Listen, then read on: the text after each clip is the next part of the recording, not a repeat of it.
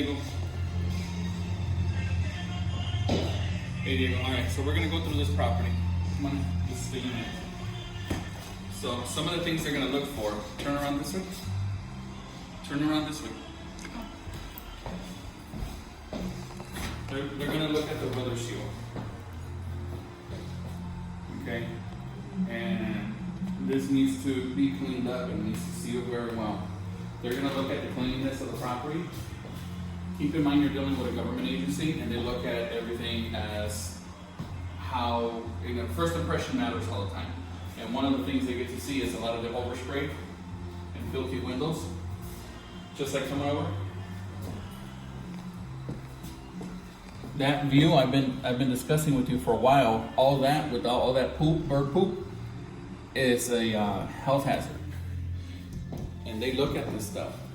Now, another thing that we need to look at here, when you open this, that's a fire hazard. When this thing lights up and it warms up, all this can go up in flames. And this looks bad on the landlord.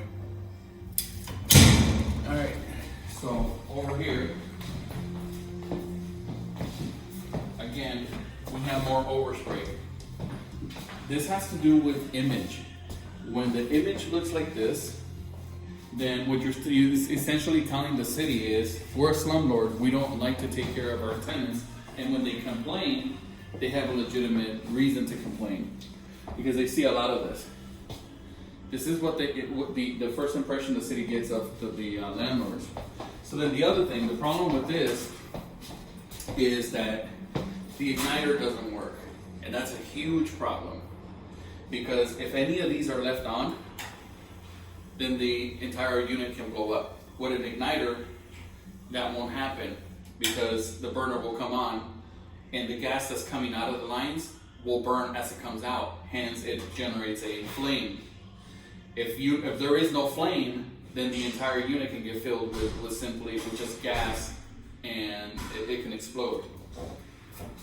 This thing needs to have an exhaust.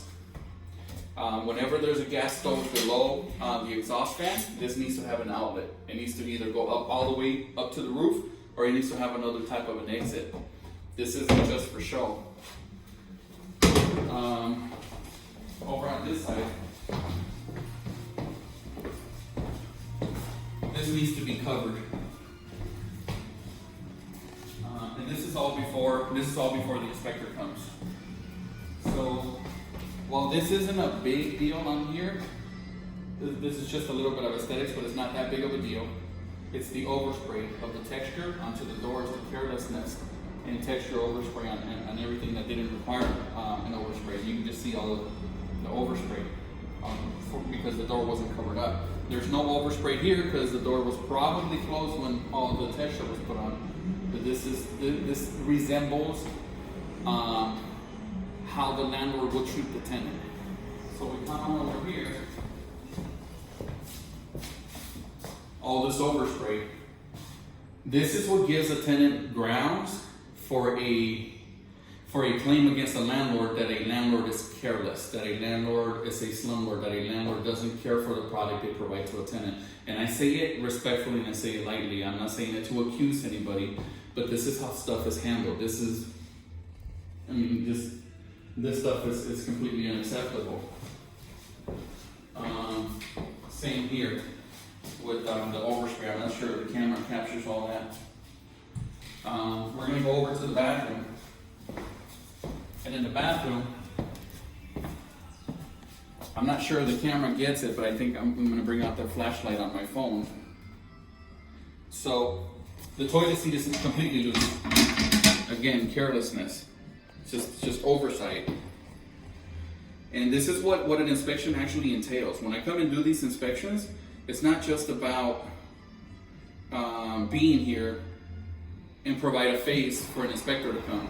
I don't charge $150 just to be like, oh hi, nice to meet you. My name is Mark Castro. I'm a property manager, and go ahead and look around. No, this is the stuff that they look for.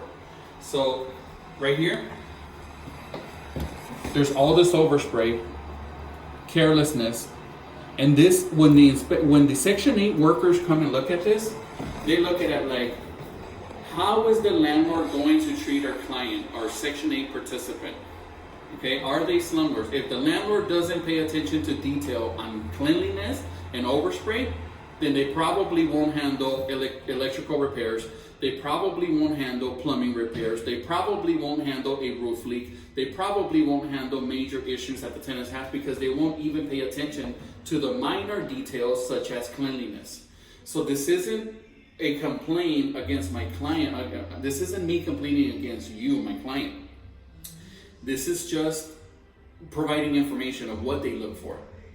So the other thing I noticed on here, all this overspray on here, especially here, cleanliness is a huge deal. This is a brand new unit we're renting to a tenant, and it's being turned into them like this. And when they move out, we charge them for cleaning up an apartment.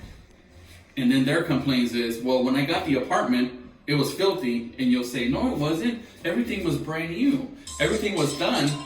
Yet this is what they're going to receive at move-in, and what needs to be noted in the move-in inspection. Because the only thing that can be charged against a security deposit is the comparison of the move-in inspection versus the move-out inspection. And you compare, was the bathroom clean? No, there was resonance of paint and texture, and you can't charge for that at move-out.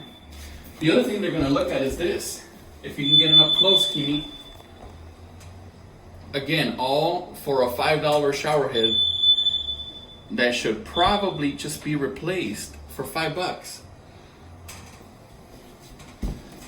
The caulking here should be fresh, because this is signs of, again, something that can turn into mildew, mold and mildew. Over here. And again, more overspray. So this is just a few of the items that, I'm sorry, why didn't we turn on the light? This is just a few of the things that they look at, that the owners, that the Section 8 inspectors will look at. This is minor, but they look at this.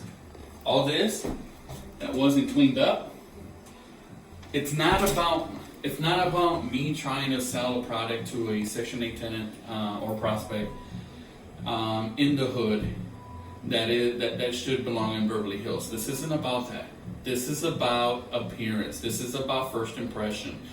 We are trying to enter into contract with a government agency, and what those guys look for is, if there is signs of this and this and this here, turn around, can you follow my finger? And this, if there is signs of this stuff and this, how will the property owner respond when the tenant says, my plumbing is leaking?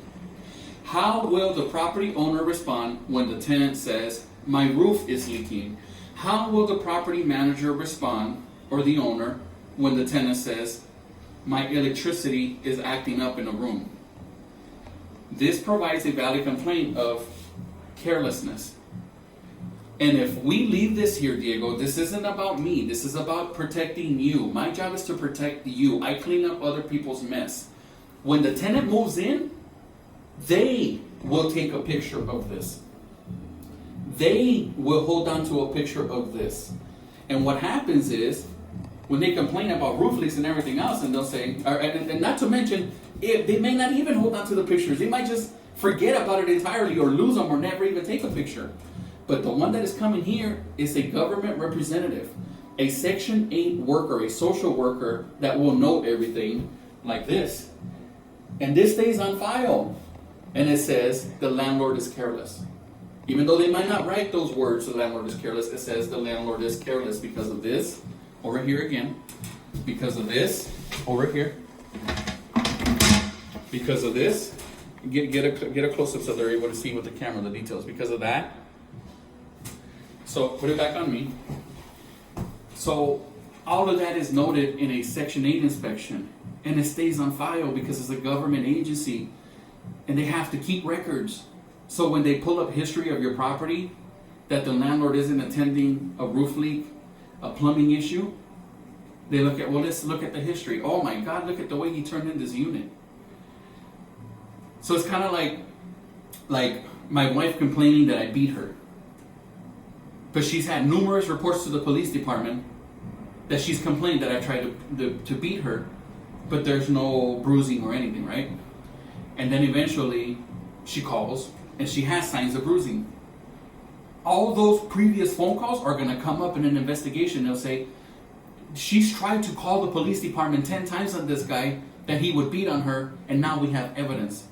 And there isn't someone that's going to make up 10 different complaints.